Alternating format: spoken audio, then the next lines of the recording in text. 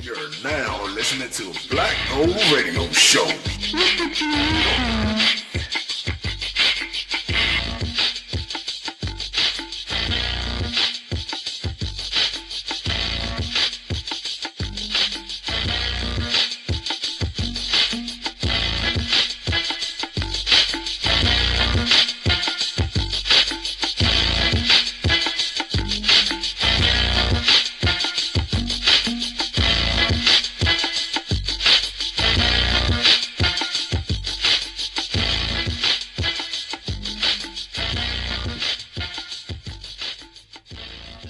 What up, what up, what up? What's up? We are back. We are back. Yes, It seemed like it's been forever. Forever, guys. Me and you. We're back, y'all. Yes, We're yes, back. yes. It seems like it's been forever. I know. Welcome back to the Black Gold Radio Show. Yes, where we strive to support indie artists in the music, fashion, film, and entrepreneurs in the Black community. Yeah. What's going on, Dream Queens? Yes, what's going on, guys? It's, working, staying busy, trying to make these dreams come true. For real. But you ain't trying. Who ain't You trying? doing it. You doing it. Well, true that. You're doing it. you're I doing don't call myself a dream chaser. I'm a dream catcher. dream catcher. Oh, You know what I'm saying? That's what, you got to get it. You gotta grab it. I ain't got no choice, Put it man. in the headlock like, what you doing? Get over here. Yes, we're dream catchers over here. Yes, we catching these dreams and making them happen. So That's right. Yes, girls. You want to tune into the RIP Radio Network on your computer at www.ripradionetwork.com. Yeah. That's if you want to see us live. You can follow us on that good Facebook, Instagram, and Twitter at Black Gold Radio Show. Also, we have a new website, blackgoaldradioshow.com. have you checked it out, Gold y'all? Radio. That's better right. check it out. Check out the website, guys. Sisters Go are on working. there. Yes, we trying to real. make this. We making these things happen, y'all. We making it happen. Shout out to my girl, Miss Satoria. Yes, you've been Queen of the everywhere, girl. turntables. Hey. Look, sisters working hard. Making it over happen. here. We making it happen. We're catching them. So what's been going? It's so much stuff going on lately. Yeah. That it's just like, okay, we gotta kind of rewind all the craziness that's been going on. Well, first we'll talk about our wonderful guest. What's going to be coming up, right? Yes. Miss Arielle Johnson will be here at the top of the hour. Yeah. We do have Miss Darvincia Warren, our business consultant. She will be chiming in a little bit, but right before that, we have a little bit of music because we do have some indie artists that are getting ready to be played. Welcome to the Black Gold Radio Show.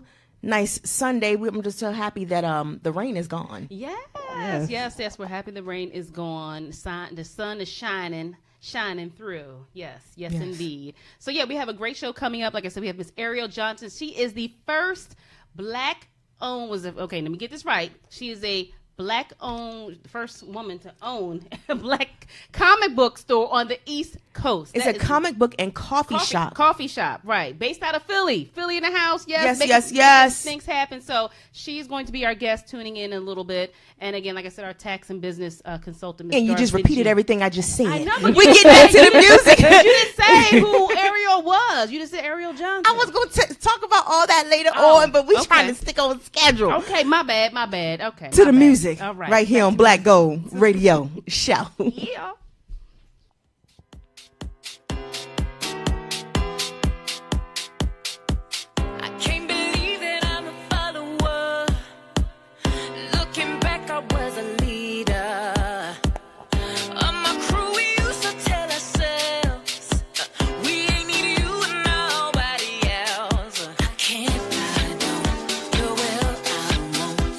Things that we used to tell ourselves, but your love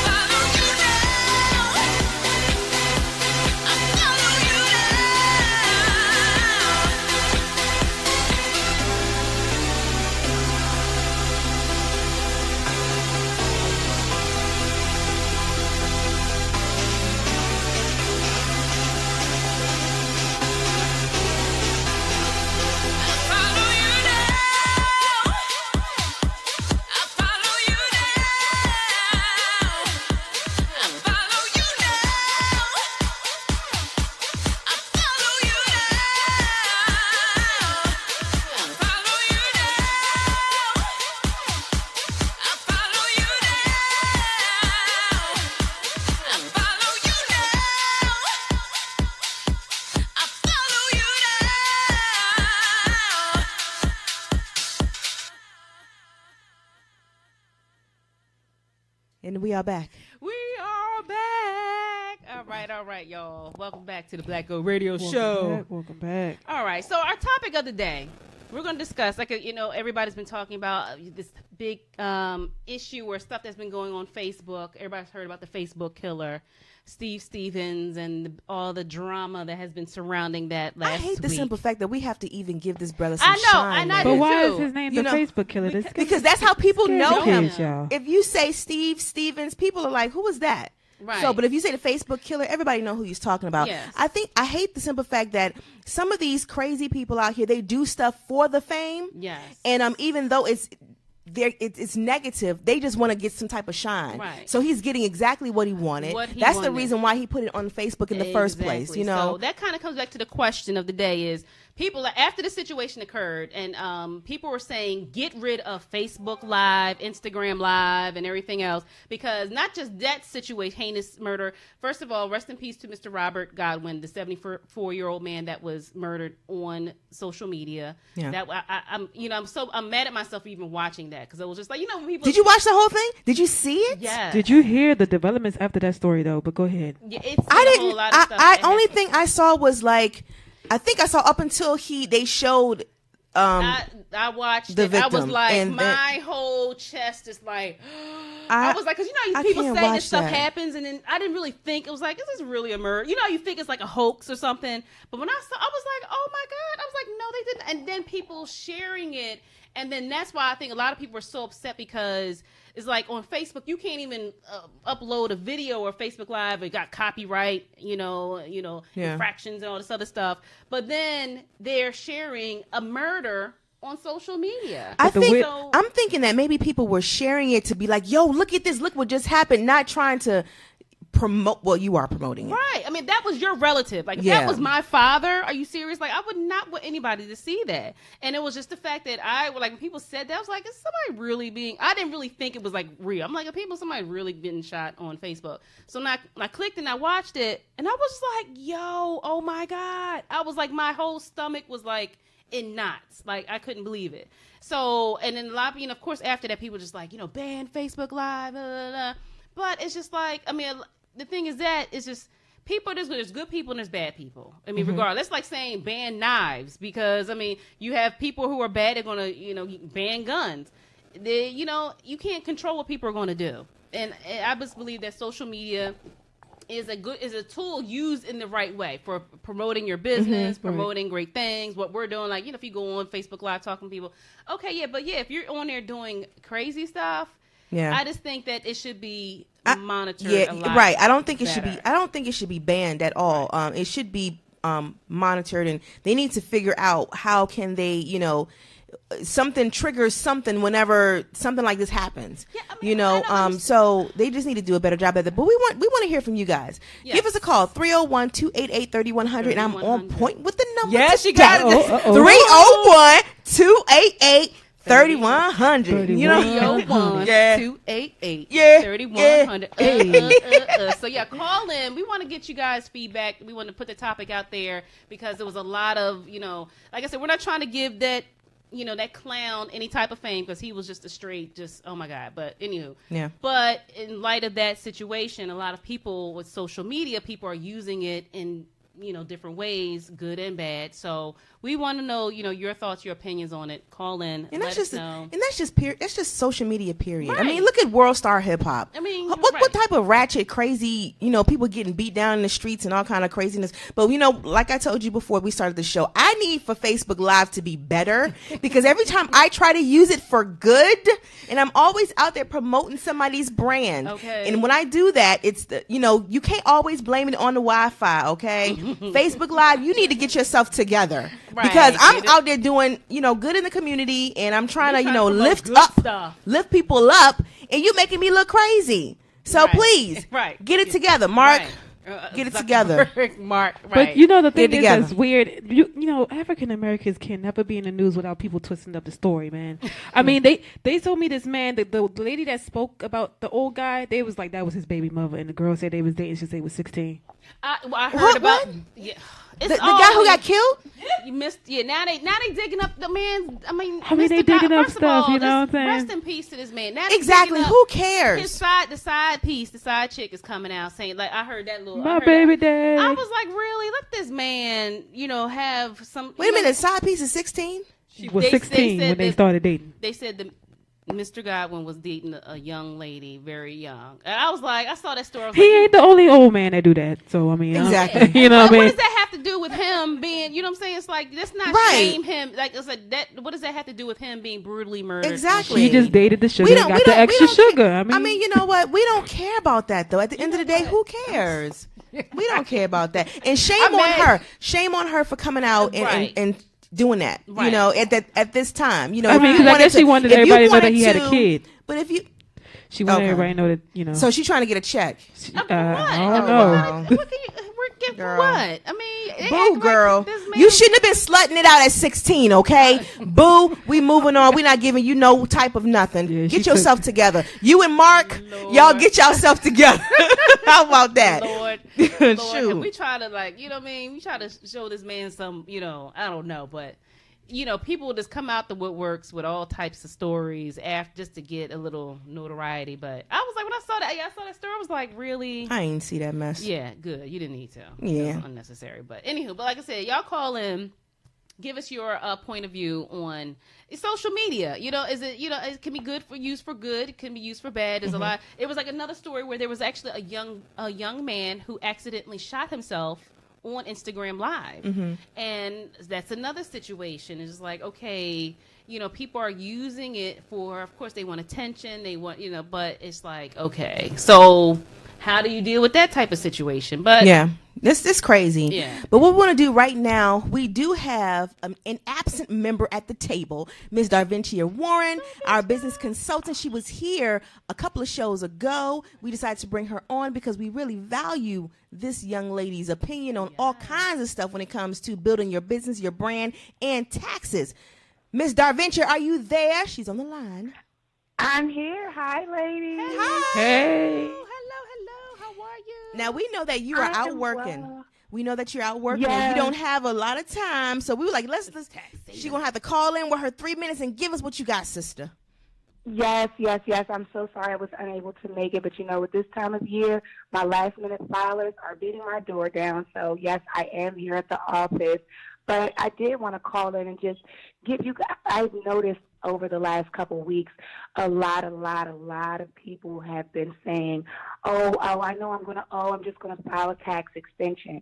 And it was something that really raised a red flag for me and said, you know what, I need to educate our people and let everyone know that it is very important that if you feel that you have a balance due, don't allow that to be the reason why you file an extension, because that extension is only an extension to allow you to find some additional tax credits or deductions that you may be eligible for.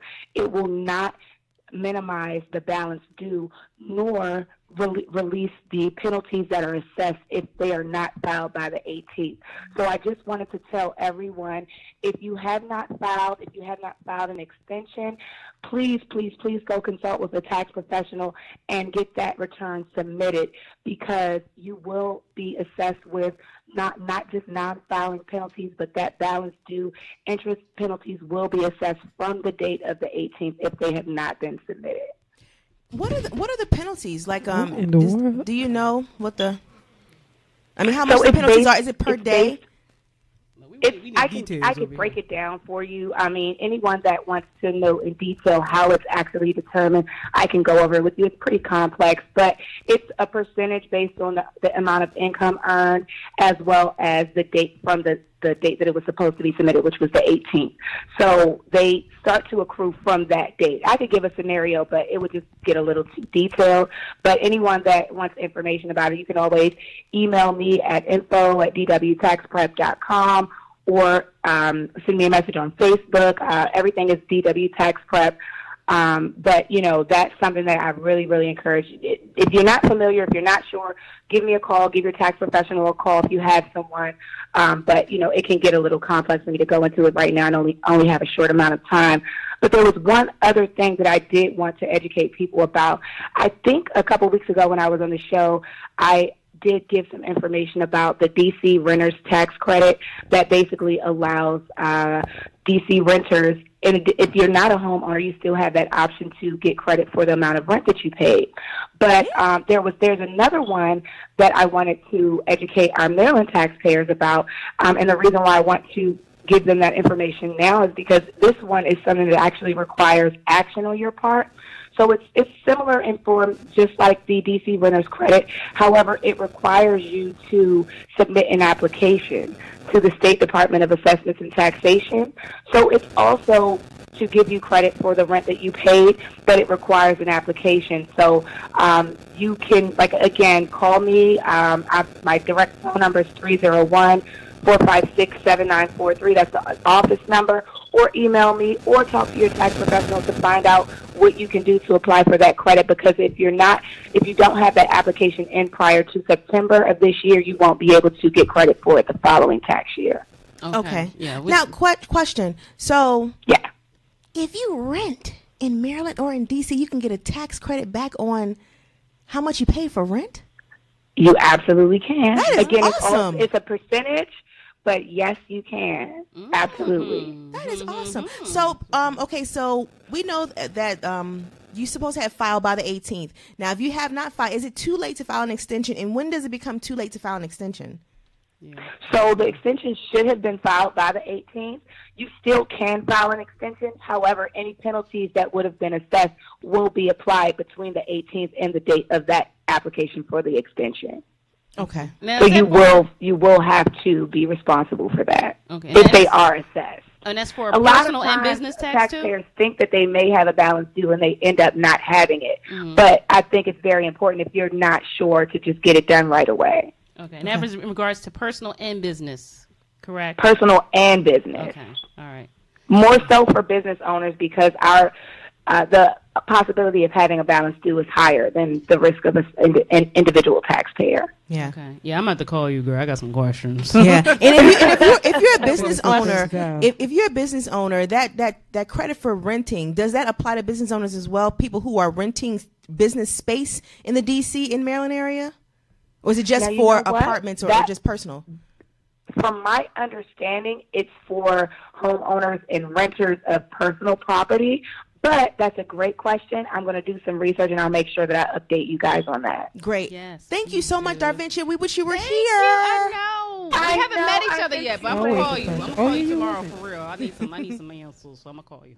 Yes, give me a call, and I will definitely see you guys on the next show. I truly apologize for missing you guys. No, we understand. No problem. Get your money, Make that money, girl. All right, it's tax season. Yes. Get them coins. Tax season. Get it in, sister. Thank you. All right. Thank you, ladies. All right. Enjoy. Talk to you soon. All right. Okay, Bye. You too. All right, so now, and that was Darvincia Warren, and once again, you can check out our website and our Facebook page to get her information. If you did miss, her website and her Facebook information and how to contact her. Yes, we will post it on our page. Yes. Now, Mr. Aaron Hernandez. Carol. I mean, I'm not too. I mean, I know he was football player for the Patriots. Yes, who was incarcerated for, what was it for? It was like a triple murder, I think. Was it triple murder? Yeah, because I know he got off for, I think he got off for the last two, but he was actually convicted of one. Okay. But he's a lifer. He was a lifer. Right. So yeah, he has committed suicide apparently, and by I guess hanging himself. Right. So I mean, that situation, I'm not really. It's just like, I don't know. I mean, when I was reading up on the story, they were saying that he did that. I don't know why he did it, but speculations that he did that so that he can kind of like clear his name. He said, if you commit suicide, you're kind of like cleared of charges. Yeah, and something about his daughter can get all of the money. I think when his bonus or whatever he signed when he joined the team, his daughter would still be entitled to all those funds. I mean, if you think about it, you know, I'm like, okay, because I guess he's like, okay, I'm a lifer. I'm never gonna see my kid grow up. Yeah, you do the crime, She's gonna be without a dad. Why not have, you know, she should be, you know, she should get paid, or you know what I mean, of what I should have made or whatever, you know. I don't know. Right. It's kind of crazy. If you know the answer, you have any type of thoughts on that, please call us. Please give us. Yeah, because I'm not really too. I mean, I just heard of it. You know, people were talking about it on social media, and I didn't really. I was like, okay, he, you know, committed a crime. I'm like, okay, you commit the crime, you do the time. So I'm kind of like, hey, I'm not. I don't feel sorry for you. And if you decide to, you know, off yourself. I mean. That is the cowardly way to get out. Right. I mean, but, you know, my whole thing is this: is like, all right, well, I don't know. Keep it moving. Pretty much. I mean, I'm serious. Like, I'm kind of like, you ain't getting no. I'm sorry. Tiffany don't be caring, y'all. So I'm just playing. I mean, you kill people, so I'm like, you get no sympathy from me. I'm sorry. But there was some conspiracy theories behind that. I didn't really get all into, because when all the woke people start talking, sometimes I just be like, okay, wait a minute, hold on. I gotta like get myself together just to pay attention. I gotta think when I'm talking to you. You know, conspiracy theories. Yeah, it was a whole conspiracy theory behind the Steve Stevenson thing. Like, you know, okay, so you know, he was on the run. You know, he was in like 5 states in like one day. At first, he was in Texas. How do you he was in Maryland. Then he was in Philly. Then he was like in Canada. We was like, how is this man just going? But you know what? I do have a friend who looked like him, and I was like sending my friend. I'm like, dude, what is going on? Like, you about to turn your friend in, like, yo, dude, I need this money. Like, look, I'm sorry, but I'm turning you in. I need this 50K. Looking for you, huh? So you know, at the same time, people lie. Right. You know, my whole thing is he was in Canada. It was just too much. But he was in Africa. Yeah. Like, this dude was like, how is he traveling in the Ford Focus in like 3 states? They was like, he got on the boat to Mexico, got off and got back in his car. I was like, okay. Tolls. He get caught at McDonald's. Like, you know what I mean? Like, there was no cameras on the like, my whole thing is like, there was no footage of him, you know, at all. I mean, that's what a lot of people, you know, I have a Facebook friend who's like conspiracy theory. He's like, well, they putting this image out here, the black man, and they about some major things about to happen, and and I was just like, I mean, I get it, but I was still kind of like, where is the footage? Like, you know, it's like, why did it take so long for him to be caught? That's my whole thing. People were cracking me up. Like, how did he get that unicorn made Starbucks frappe? Like, he didn't get that. What are you talking about? Man. He didn't even stop picking up. They were saying this man was making stops at stores, like getting Slurpees and shit. I mean, he was. That's crazy. I mean, you can't find him, but don't let me run a red light camera. Right. You know, you got my license plate, you got the back of my head. You know what I'm saying? Like, all of that. Places where I don't even remember. I was like, that was me. Right. I'm looking at the date and the time. I'm like, okay, well, who's driving my truck? Like, you know, but this dude is like in 3 states getting McDonald's and Burger King and chilling, you know, but anywho, but yeah, so he got caught and he, you know, killed himself. And he claimed it was all over a woman. Oh, I mean, this girl, this. Was she for real? What's she a real character? Yeah, she real. Apparently. Oh, girl. She said she's real.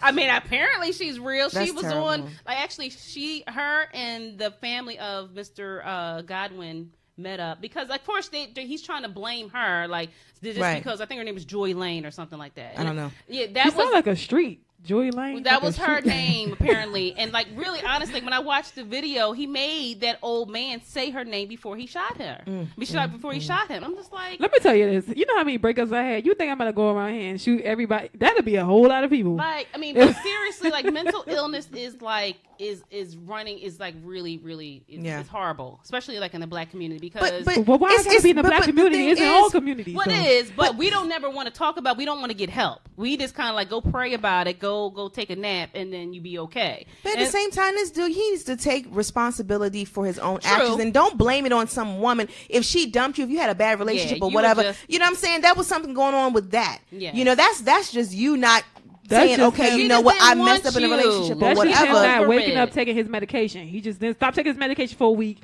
and that's how he went crazy. Right. Then he was blaming his mother. Then he blamed his mother. She, you know, I mean, I understand this. People go through things. We go through tough times, and you need something. We do. We need a vent. We need people to talk to. You need a shoulder to lean on. But I mean, you're going out here. You're just a straight up coward. Like you, that's some punk bitch. You know, All that. Right. You know what I mean? I'm trying to keep it PG. But seriously, like, that really, like, pissed me off because you're blaming somebody else for, and then you want to go, and then, like, my whole thing is, just kill yourself. Why are you out here killing? He did. He had some work to do. No, why you kill the old man first, though? You know what I mean? Because you're a coward. Yeah, because you're you know what I mean? I'm sorry, but that's what I'm saying. You're a bitch. I mean, you're a Mitch. You're a Mitch. Yeah, you are a straight. You sitting in here, and you know he sat in there in the car like, yeah, I know this is a cowardly way to do it, and blah Rode blah blah. around with his uniform on. He didn't even care. My whole ID was showing. First of all, you could have went to go to the hood if you want to go and try. I to was just getting ready to say, go over there, go to the southeast. He said go to North Philly. He said he did. He said he killed a house full of like. Where are these people? Where? I don't know. Where are these people? Girl. That's another thing. Like, where are all these people that he supposedly killed? That I think the only person he got was the old man. I think so too. I think that was just. I think we need to definitely pay attention to mental illness in our communities, yes. and also, you know, parents, when we're raising our children, sometimes some parents, they do drop the ball when it comes to when your child is doing something wrong, and you always want to take up for them and never make them take responsibilities for their action. If you went to school and kicked 3 people's asses today, you're gonna get in trouble. Yeah, I'm not gonna make an excuse from the reason why my son is fighting every day. You gotta get to the root of the problem. Exactly. Right. So, you know, I think a lot of things start in the home, and we really need to start paying more attention to our kids. Yes. You know, listen to them. You know, I know I taught for a short period of time, and children, they would come in there and tell their counselors and their teachers things that they don't even tell their parents. You know, yeah, because they feel like they can't talk to them. Exactly. So these counselors, teachers, you know, anyone, babysitters or whatever, who the children are coming to you and telling you certain things, please be in communication with the parents. Let them know what's going on with their kids, so we can help these people before they grow up into these huge monsters. And then, you know, you have stuff like this, and you try to shut down Facebook, and I'm trying to get my marketing on, and I'm trying to do a whole bunch of good for the community, and y'all trying to shut down my little operation. I don't appreciate that. Please get it together. For real. Parents, right. Parents, stay woke. No, you know right. what I'm saying? Seriously, it does. It's like, it's just like, dude, like, my whole thing is like, okay, he was just on some straight up, you blaming your mother. Like, he did sound like he was like a little spoiled little man. He wanted his life to be over, and he wanted to go out with a bang. Right. Okay, but I mean, this, all right, well, then just kill yourself. Why are you killing defenseless old people? Like, that's serious. Like, just go and just off yourself, because he knew that nobody would really care, unfortunately. You know what I mean? But he had to bring attention to himself, and then, you know what I mean? It was unfortunate. But you're absolutely right. It's like, okay, you know, go if you need counseling, if you need help, keep seeking that help. You know what I mean? But a lot of people have to pay attention to the signs. And then, I mean, girlfriend, she obviously, he wasn't right. That's why she left his, you know, his crazy butt. And this is now she's the blame for it. So, which is another, look, that's a whole nother topic out here dating, and you don't know who you're dating and what happened, and people just flip out on you. So, yeah. But you have to be. Speaking of dating. Yeah. Ooh. Question. Okay. Hello. Then we have another topic. I'm like, what? Wait a minute. I'm like, who got a boo? Right. Seriously, you ain't talking to me? Because, okay, go ahead. No, you had a question about that. We had another topic of the day, and it did involve relationships. I was about to, like, somebody put me on the spot. Somebody tell me something. I got a boo right now. Because I know we do have Miss Arielle Johnson that's supposed to be calling in, so we're just gonna go ahead and just kill some time while she actually get her chance to. Oh, well, you know what? Actually, she's on the line. She's on the line. Okay. She's on the line. I am on the line. Yeah. Hi. Hey. She's here. Superwoman. Sorry about that. That's all right. I looked down and looked up, and it was 4:00. I was no problem at all. Doing too many things.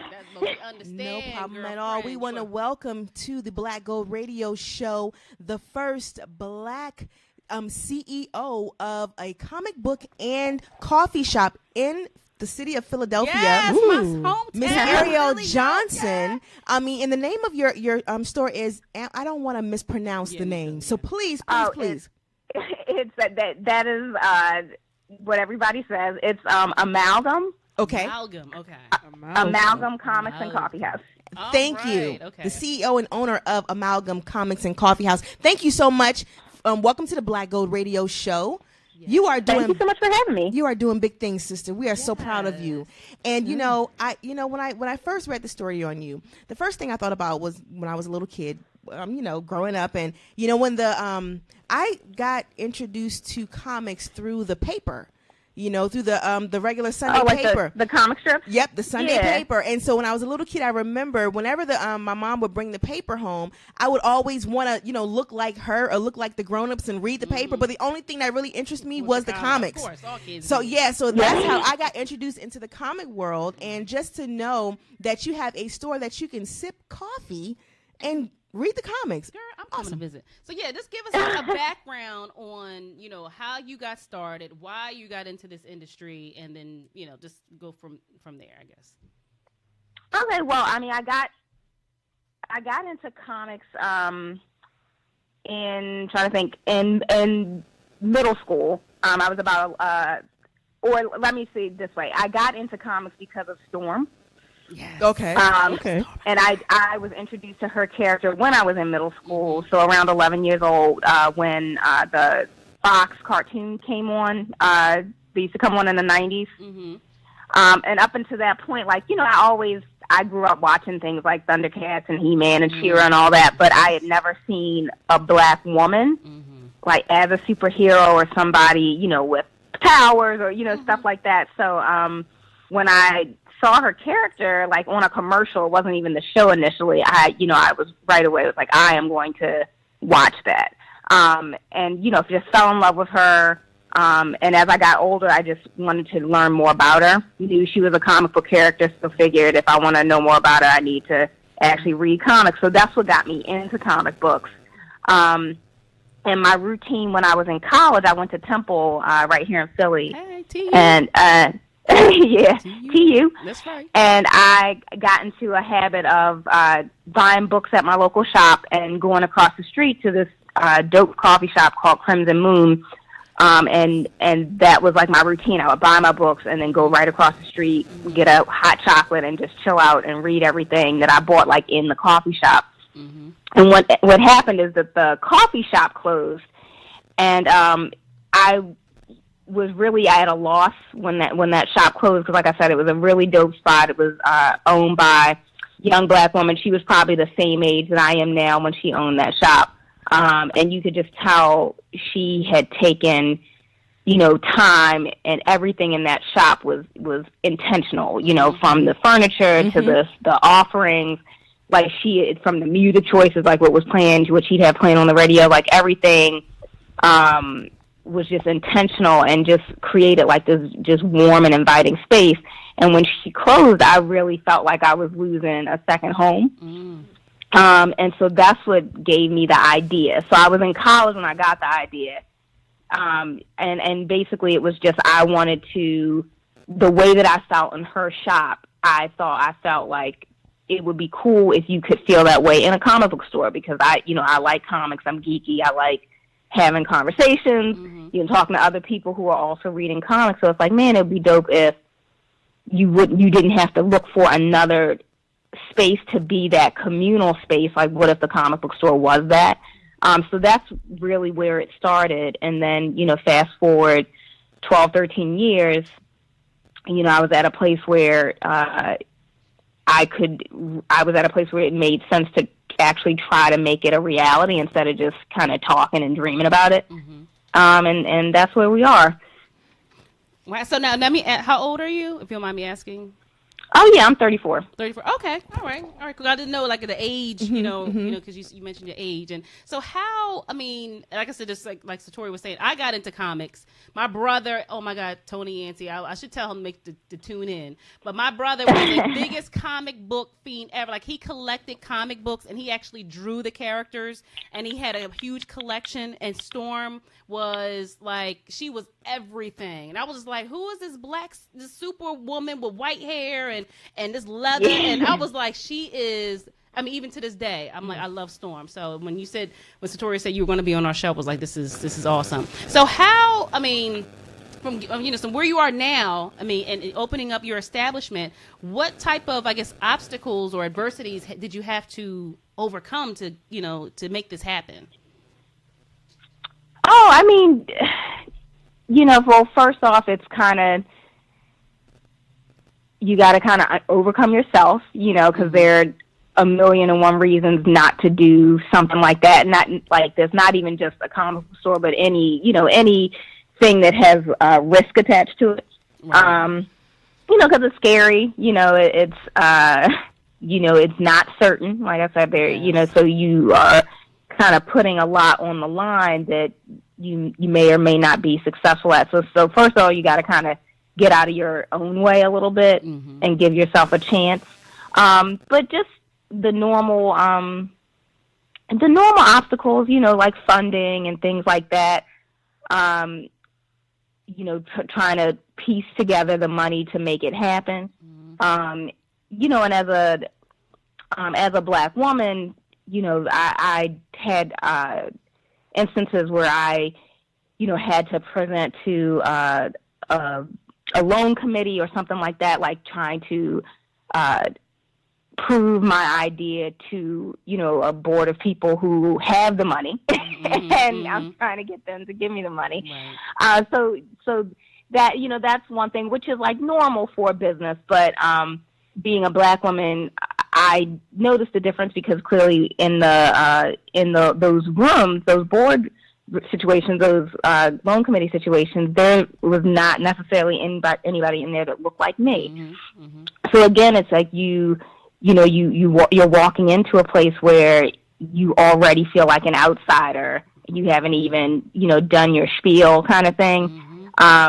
So that's definitely this process has shown me how important it is for there to be brown faces making those decisions too. You know, it's all well and good for us to, you know, be working to open our own businesses and things like that. We definitely need that, but also we need people who are in the spaces to help us gain access to capital to open businesses, and things like that. And just I'm trying to think. Because there's a lot. You know, there are different phases in the business process, like going through construction and getting permits and all this other stuff that are all obstacles. You know, I think the key is really to do your research, be prepared, to know that, you know, if you're trying to get a traditional loan or going through some type of program where you have to present a business plan and everything, you know, kind of go in knowing you might have to work a little harder because, you know, you're not going to have, you know, maybe somebody that you connect with or somebody that might connect with you in those rooms, because you might be the only one that looks like you. So just be prepared, you know your numbers, have a solid business plan. I would even say surround yourself by people who love and support you. You know, this is, I don't have a partner in the business, so, you know, all of the groundwork to make it happen, you know, was me, especially before we open. Of course, now that we're open, I have a team of people helping and supporting, but before it was like I was doing just about everything, but I wasn't in it alone. I had, you know, my sister, I had my brother-in-law, my aunts and uncles, my grandma, my friends who were all surrounding me and lifting me up and encouraging me in those tough times. You know, there were a lot of tears went into this this project, even a lot of doubt. Like there were times where, you know, when the money didn't seem like it was coming together like I was hoping it would. That I actually, you know, said out loud, it's like, this is never going to happen. You know, and you just see, you know, all the money that you've put into it, your money, other people's money already, and you just see, you know, you're scared to fail because of that. Or, you know, for me anyway, I felt like for all the people who had supported me, you know, financially and otherwise to help make this happen, I felt like I owed it to them to come to fruition.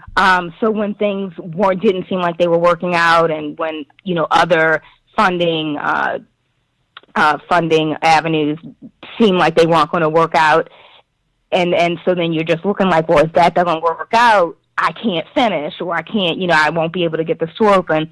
You know, all those things are there. They're scary, but you have to keep going. There were definitely days where, like I said, I was like, this is never going to happen, but I would say it, but then I'd still keep doing what I had to do.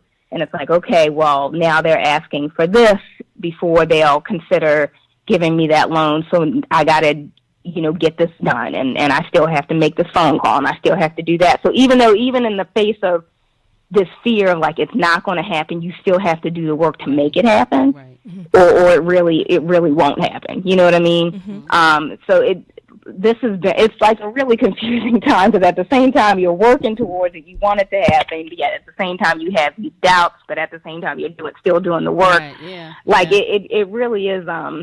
It's like a roller an coaster insane ride. thing to yeah. do. What you have to keeps be a you? crazy person to really want to start a business, but it's so worth it. I mean, I've never worked this hard and been so broke before, but I'm also so satisfied in what I'm doing. I've of course had jobs and a profession before trying to open a store, but I always felt like the life was being sucked out of me in all my other,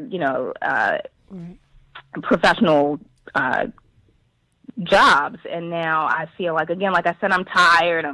I'm definitely working harder than I've ever worked, but there's such a satisfaction that I have from doing it. Yeah. Yeah, definitely. So, Arielle, when you mentioned, that you go through a lot of, and I can imagine, especially, when you start out on your own, and the times that you feel that, this is never going to happen, why am I doing this? Maybe it's a bad idea, or, I don't know what to do. How do you keep yourself going? How do you pick yourself up? Because you said that you would feel like, or you would say out loud that this is not going to happen, but something continues to stay inside of you to keep you moving, so what is that? Is it something, can you tell us what keeps you moving?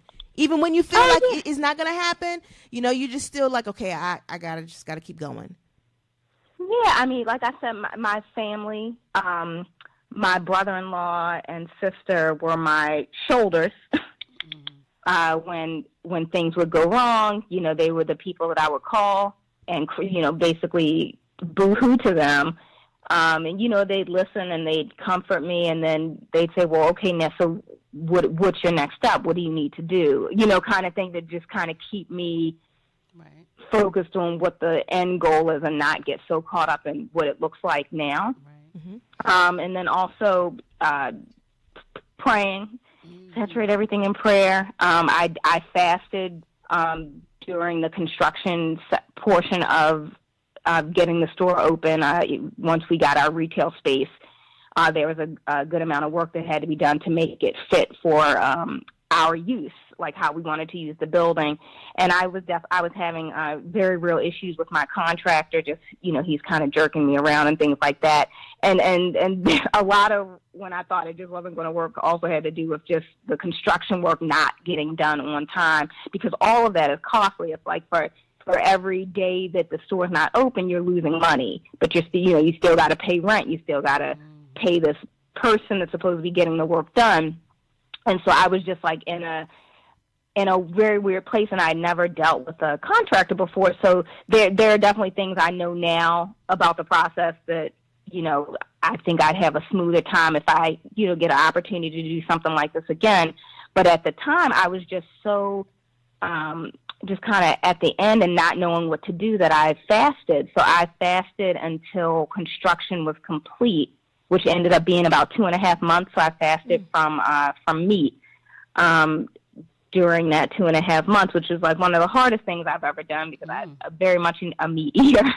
But Sure. I feel God blessed it because it got done. And in addition to that, it's we've kind of had all this acclaim around the store, and just people excited about that the store exists. Number one, and then what we're trying to do with the store, and what we're trying to promote, the idea of representation and inclusivity in geek culture, which is something that, I feel like geek culture really needs, because if you are a part of geek culture as a person of color or someone in the LGBTQ community or a woman, it's like you've definitely felt those moments of hostility within this community that you love. Which is really unfortunate. So we're just trying to work to, change that. Yeah, that's change that. that was going to be my next question was like, how have you been? Because when you think about comic books, like Comic-Con, it's always kind of, you think of like the young white, guys, that's kind of like who dominate the industry. And I was also say, well, how have you been received as a, black female stepping into this world, which is, like I said, you're the, minority. Yeah, and what type of response have there been open arms? Have there been some pushbacks? There's been some, threats. So I'm just trying to, because it's going into this type of arena. I'm sure that people feel very intimidated. Many challenges. Intimidated. Yeah. They see a black woman coming along. They're like, this is our thing, and now, what I mean? So, no, this is just, so that's why I was like, what, have you ever encountered anything on those that level? I mean, so not directly. I'm sure there are people that feel some type of way. And, if you look through stay in the comment section long enough, you'll see some hurtful things. But, nothing direct. You know what I mean? Nothing, I haven't had any, like, interaction face-to-face or right, with somebody really, with someone kind of attacking the vision or myself or whatever. And, for the underrepresented geeks, it's like everybody has been really excited and supportive of the store. So, and the thing about it is, it's like we're out there. It's like, black women read comics, queer people read comics, Muslim people read comics, like all these people exist, and we've been here and we've been reading comics, and now we're just at a place where we're able to find each other, because of internet groups and things like that. So we're able to kind of really look and really understand that we're not as small a section of the fandom as we thought we were. Normally before the internet and things like that, we're very isolated in our own little bubbles. So you think like you're the only black girl that likes comics, or you think you're the only black girl that likes comics. But now that we can connect to our larger community and get support there. So all those people, all those kind of pockets of underrepresented geeks have really shown up and shown a lot of love and support for the shop. And again, just what we're trying to do so that, people that look like us that, aren't necessarily white, straight, or male are getting, their due spotlight in the comic book world. Because, like I said, we've been here, we've been reading, we've been writing, we've been illustrating. It's like we are involved in the industry, and all, aspects of it. And now we are just being more vocal to not taking a back seat anymore.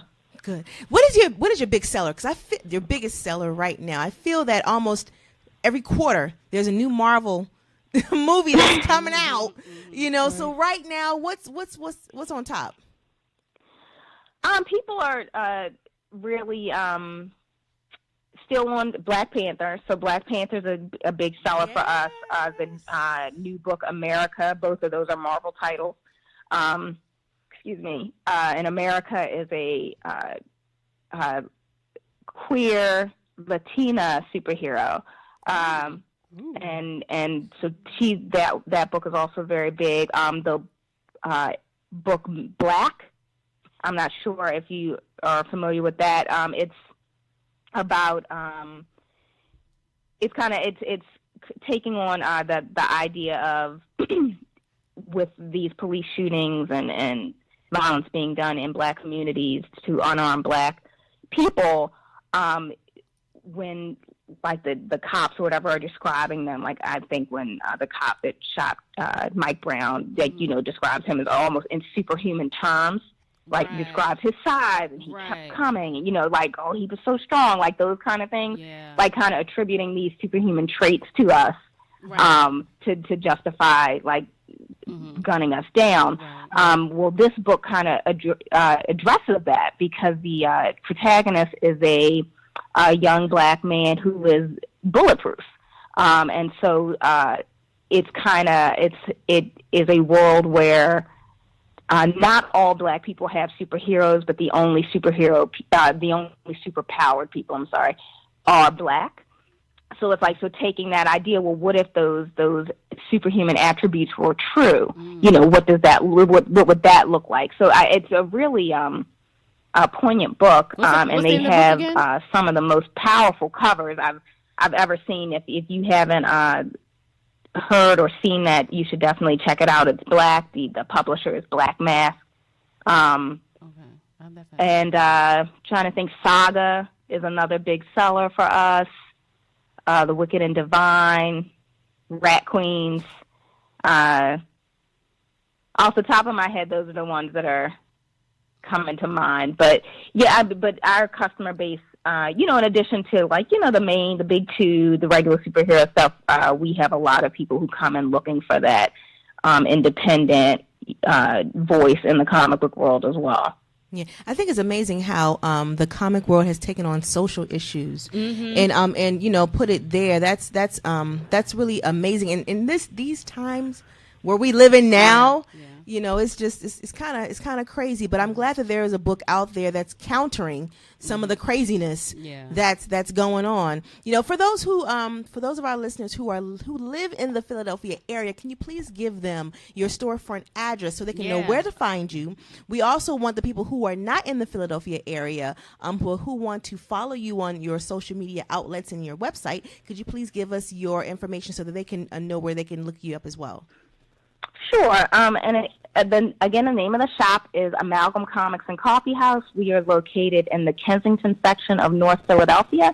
Our address is 2578 Frankfort Avenue.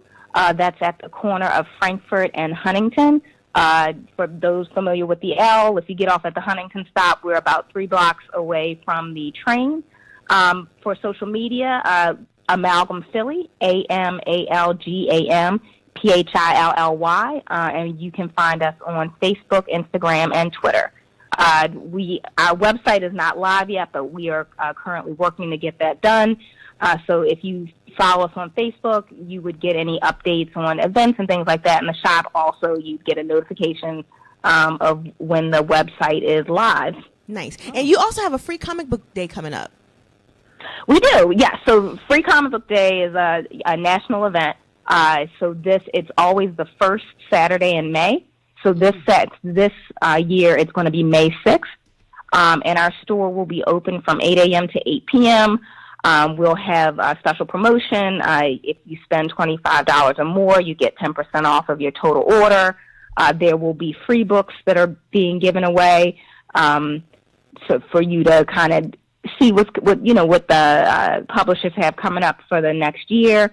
And we'll also have some independent vendors vending in the store as well to kind of add an extra something special in the shop. So you can patronize us as well as other independent both creators, writers, illustrators, and makers. We'll have someone who makes purses and things like that, as well as artists and things like that. So you can come in and have a little mini con in the shop on Free Comic Book Day. Nice. Awesome. So if I don't live in the Philadelphia area, but if I want to purchase something from your store, can we do that off of Facebook? I mean, is there? And you said your website isn't up yet, so if we don't live in the area, but we still want to, right? How can we do that? So right now we're not really advertising that because we aren't really set up for that yet. Again, when the website is live, we'll be able to offer more to people who are not local. But in the meantime, if there's something that you were hoping to be able to purchase from us, you can email Randy Green, who is our comic book Jedi, and his email address is Randy, RANDY, .amalgamphilly, AMALGAM, PHILLY @gmail.com. And we can do our best to accommodate you and get you what you're looking for. But if you're looking to buy T-shirts and amalgam stuff like that, all that will be coming once the website is live, and hopefully that will be in the next couple of months. I know those T-shirts going to be hot too. Oh, yes, indeed. I'm definitely have to try to come through and support and patronize. I guess when I come, I'm from the Philly area, so I'm I got to come up there and support and at least get something. I got to get something from my brother, because he's the comic book fiend. So definitely got to support. Absolutely. Well, we want to thank you so much. Thank you so much. We want to thank you so much for coming for calling into the show. and teaching us more about what you do. Yes. Once again, can you please tell us how we can reach you on Facebook, Instagram, your social media handles right before we get off the show? Oh, sure, no problem. Again, it's Amalgam Comics and Coffeehouse. We are on Facebook, Instagram, and Twitter. Just search for Amalgam Philly. That's AmalgamPhilly. Thank you so much. Thank you so much. Keep on doing your thing, and we're really proud of you. And thank you so much. Keep going, girl. I appreciate that. All right. Going. Have a good one. Wait. All right, you too. Bye-bye.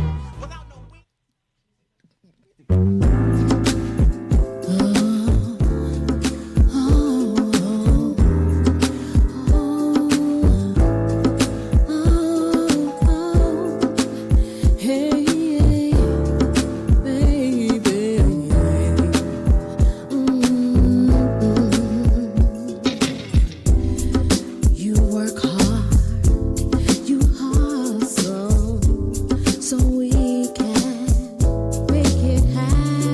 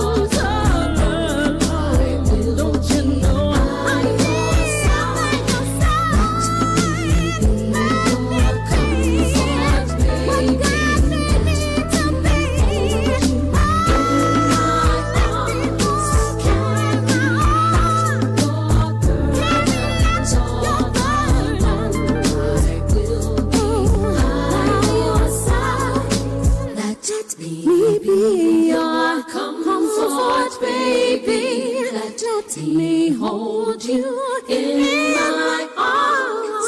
Carry not your burdens all alone. I will be by your side. Do y'all really think we gonna leave here without? Wait. Without no wigs, honey? There's no way we leaving here without no wigs with us, honey. We're snatching all those wigs. We're coming for you. I wear these heels like a motherfucking boss. Every man that see me, they trying to take it off. I use these heels like a motherfucking sword. Coming for the hearts every time I'm feeling bored. Running like dogs that need to be fed. I use these heels to put their ass a bed. Gather up all my girls and we gon' take a walk. No need to say a word, I hear them say it all. From all around the world, from Georgia to Atlanta, from California to DC, from Hawaii, downtown Abbey, London.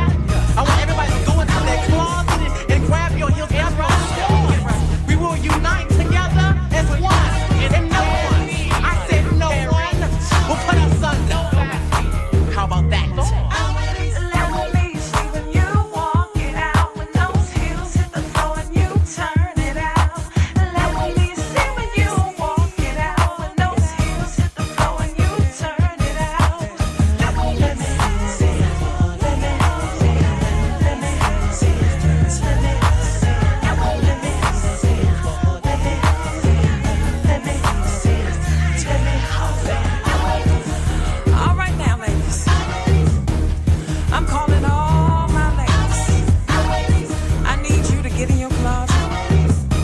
Get your stilettos. Get your red bottoms. Get your Payless. Get your Tory. Get your heels. It doesn't matter where it came from, but as long as we together. Let's go, ladies.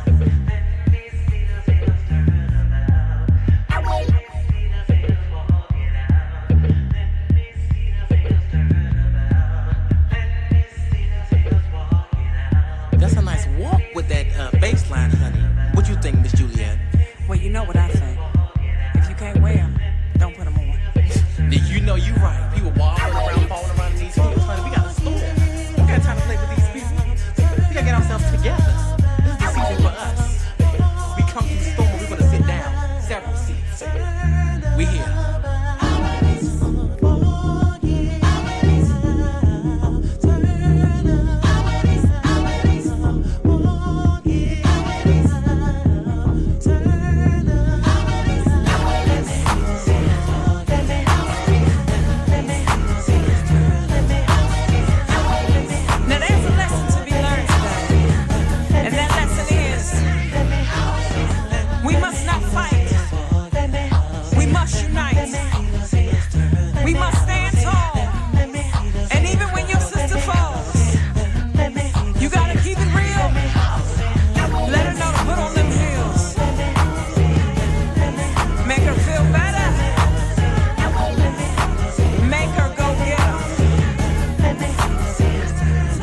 Let's go.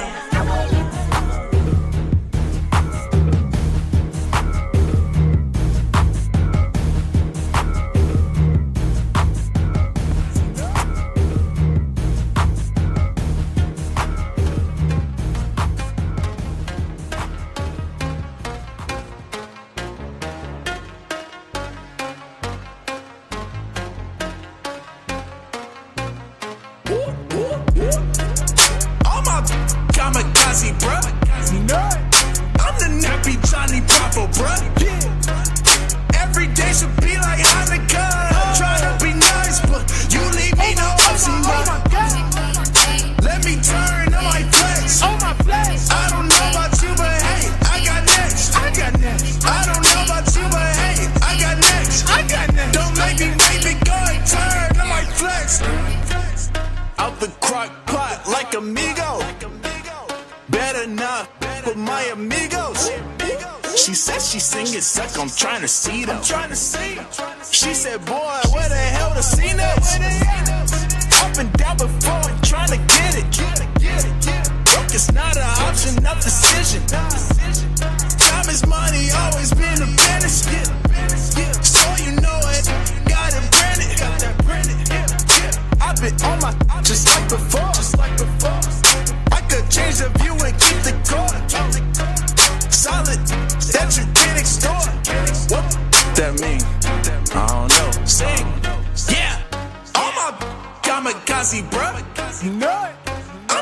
nappy Johnny Bravo, bruh. Yeah. Every day should be like Hanukkah. I'm trying to be nice, but you leave me no option.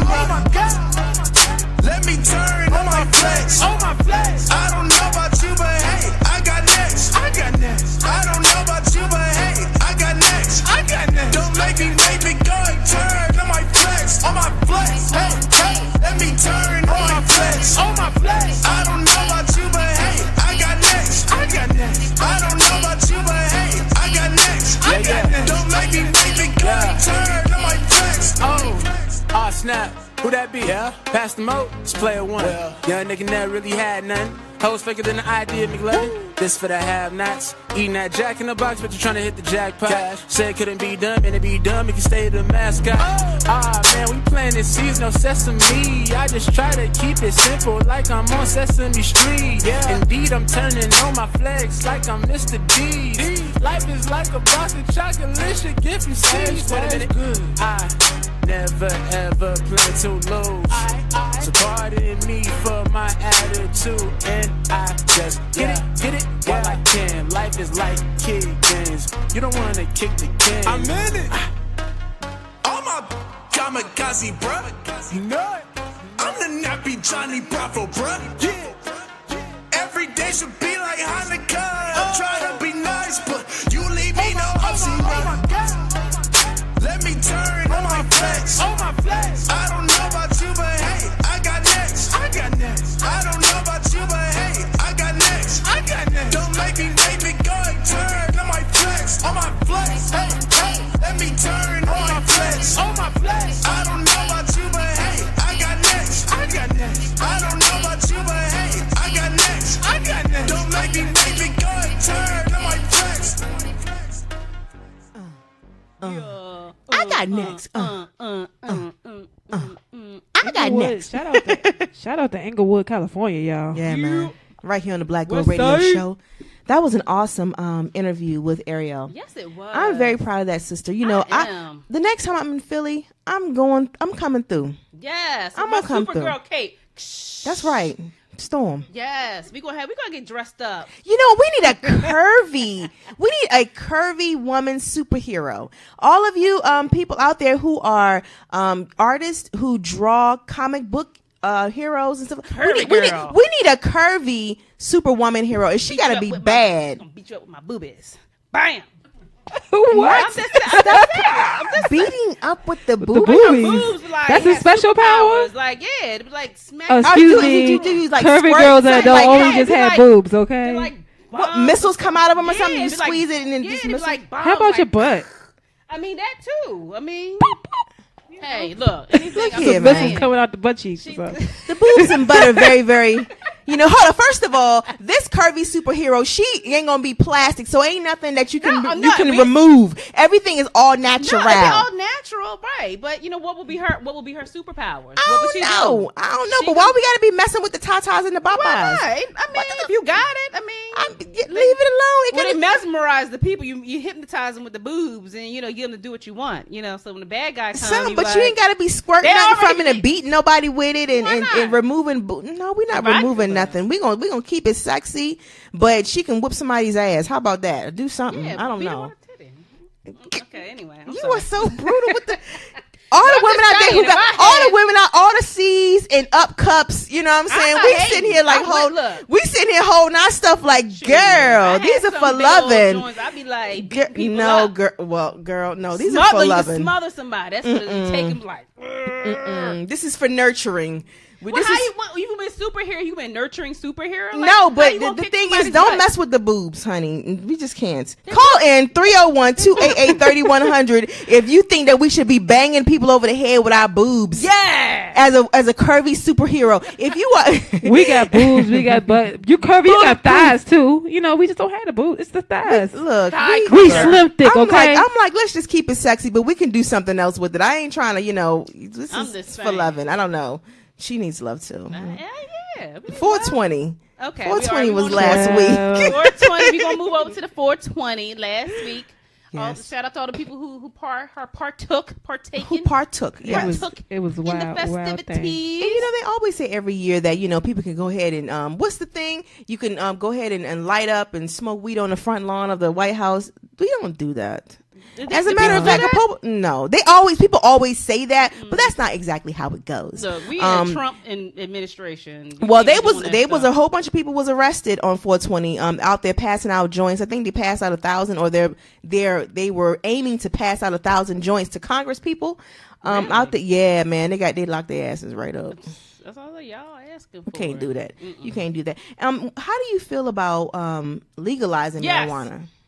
Okay, I'm sorry. You should. Yes. Before she can answer. Yes. You have your vote. Yes. We want you to call Bang in. the gavel. Yes. 301-288-3100. We want to hear from you. We want to hear from the people. How do you feel about You know what? Especially the medicinal part. You know what I mean? It has been it cures and it helps with everything. Yes. So, I'm all down. I'm so for herbal medication, instead of popping all these pills and all these synthetic drugs and stuff like that. If there's something that's more natural that we can do to for pain management and stuff like that, and for different diseases, why not? Yeah. And I think that is something that's so powerful. That's the reason why they try not to do it, because they want to keep you on those synthetic drugs, because it's pharmaceutical. That's a big money maker. Yeah, it's big business. Money. That's how sick people is big. I mean, it's hard. I mean, it's sad to say, but it's the truth. Yeah, keeps you sick. Yeah, you take a pill for one thing and it causes a side effect for something else. Then you have to take a pill for that. Then that causes something else. You got to take a pill for that, and now you got one leg that works, one doesn't work, and now you walk down in a wheelchair and all kinds of stuff. So we do have a caller. We have somebody who wants to chime in. Who is on the line? We're like, what a caller? What? Hello, caller. Hello. Hey, how's it going? Hey. How's it going? Welcome to the Black Gold Radio Show. Your name, sir? It's your boy Sean Prince, in the building. What's going on, Sean Prince? Black Gold Radio. Hey, Sean What's Prince. going on? What's up, man? So what you want to talk about? He talked about this 420. I was just calling, I'm watching the show, just calling about the legalization of marijuana and all of that. I'm all for it. Okay. Why are you all for it? We're all for it too, but we just want to know why you all for it.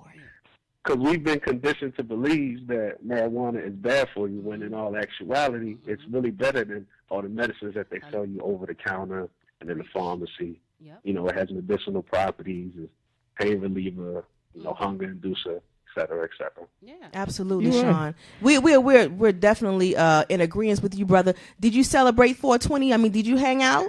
And indeed, I partied it up. I went to a nice little get-together in a dirty bar up in D.C. I had a nice VIP experience. They had their medicinal vendors out there, selling their products. It was a nice little, good vibes, good party. It was dope. It was nice. Shout out to Dirty Bar, man. That place is nice. I love it over there. It's in downtown. I have to check it out. It's in D.C. Okay. Nice. Thank you so much for calling in, Sean. And thank you for tuning in to the Black Gold Radio Show, man. Thank you for your much support. love for your support. No worries. Much love. Y'all doing y'all thing, man. Thank you. Yeah. Right.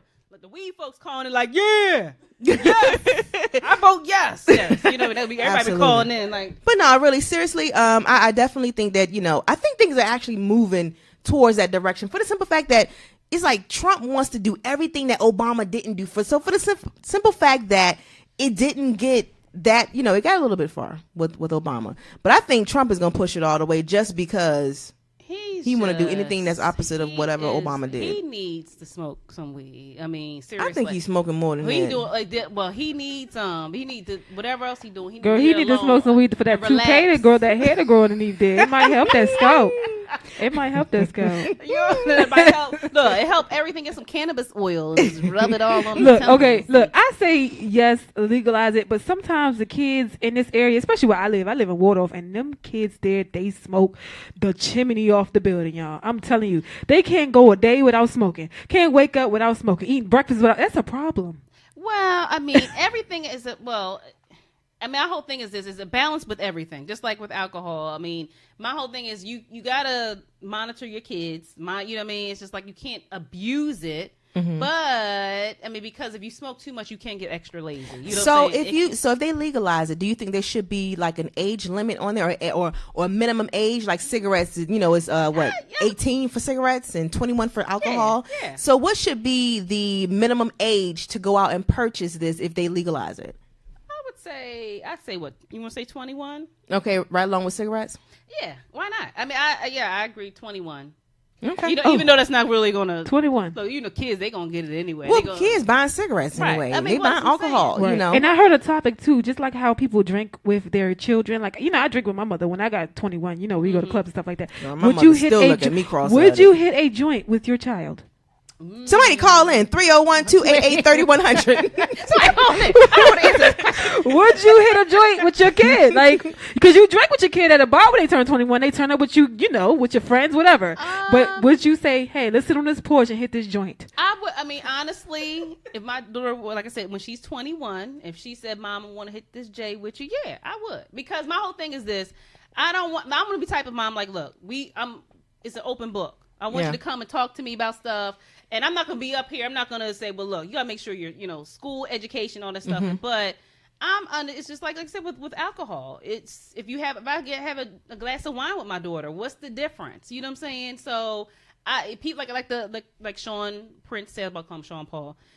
People put this negative stigma on marijuana like it's this horrible thing. When in actuality, it's like the total opposite. It's curing cancer, is curing all these ailments. It's really a great thing for you. So I don't see the issue with it. Now it's like, okay, you don't if you abuse it, but right. just like if you abuse anything, you can abuse anything. So it's just a balance. You just have to have a balance. As long as you have that relationship with your child to say, all right, on a certain day we're going to go out. Yeah, I'll smoke a J with you. You know what I mean? But you have to be, of a certain age. You're not going to be 14, 15. Like, no. You're not turning up with mommy now. Yeah. You know what I mean? So, it's like I said, you got to have the balance, but.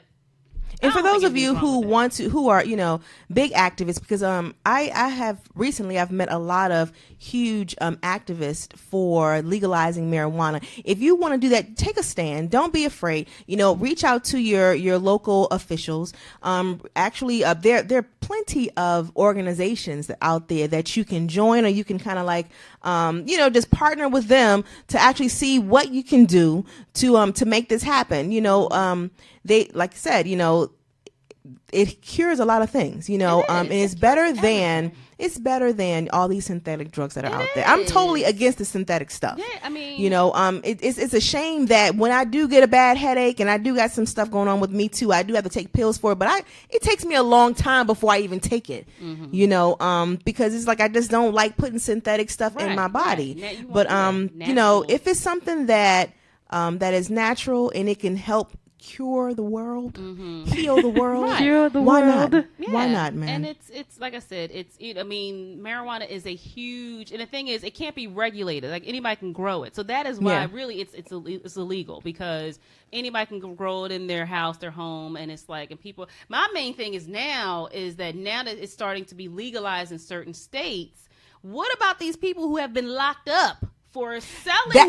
What I was getting ready to say, if they legalize it, you gotta let them out. You're gonna let them out. You gotta let them out. People are doing years for like a nickel bag and dime bag. You know what I mean? It's just like, and now you have people who are opening dispensaries and everything else. So that's where I have an issue. It's like, well, you know what I mean? Yeah. Like, well, what if the folks who locked up and all these years taken from their life over weed, and now it's like it's okay, and it's like, so that's where I have an issue with. It's just like, okay, let's just make it fair across the board if we're going to do stuff like and we can continue this conversation on our Facebook page. We want you to definitely follow us on Facebook, Twitter, and Instagram at Black Gold Radio Show. You can also check out our new website, www.blackgoldradioshow.com. Keep in touch with us. We do have an email listing if you want to join that, so you can find out about a whole bunch of things that's going on throughout the week, man. Yeah, man. Yeah. So what's going? So how are we? We're time. Make sure we on point. What we got like 3 minutes. 2 minutes. 2 minutes. All right. Well, okay. But before we go, we are still casting for the feature film Born in the Game that's going to be shot in DC. Actually starting next week. So if you want to be an featured extra, please email a picture and contact info to bitgextras@gmail.com. We are looking for any, age, race, what have you. This is your chance to be in a feature film. It's not paid, but like I said, if you want to get into the film industry entertainment. This is a great opportunity to network, meet people. So send in your pictures, and I'll do what I can to get you guys on set. Absolutely. Okay. In the meanwhile, you can go ahead and follow us individually, Satoria at Satoria.net. Follow me on Facebook and Twitter and Instagram at Satoria. Yeah. Plug them in, y'all. And remember, I don't go by the name of Miss DJ Murder anymore, y'all. Oh, it's the queen of the turntables now. She's queen of the turntables. Yes, queen of the turntables. So follow me on Instagram at the queen of the turntables, on Twitter as well, and I have a Facebook fan page, y'all. I finally got one, yeah. And if they want to book you, Queen, how can they book you? They can book me through the Facebook fan page. Okay. Oh, yeah. And people, if they want to follow me, you go to my website, TiffanyYancey.com, YANCEY.com. And you can follow me on Instagram at Tiffany_Yancey, YANCEY, on Instagram. I'm not really a Twitter person, but just follow me on Instagram. Get with the Twitter. Get with it, girl. I'm trying. We're going to check y'all next time. Thank you for tuning in for Black Gold Radio Show. We are. Peace.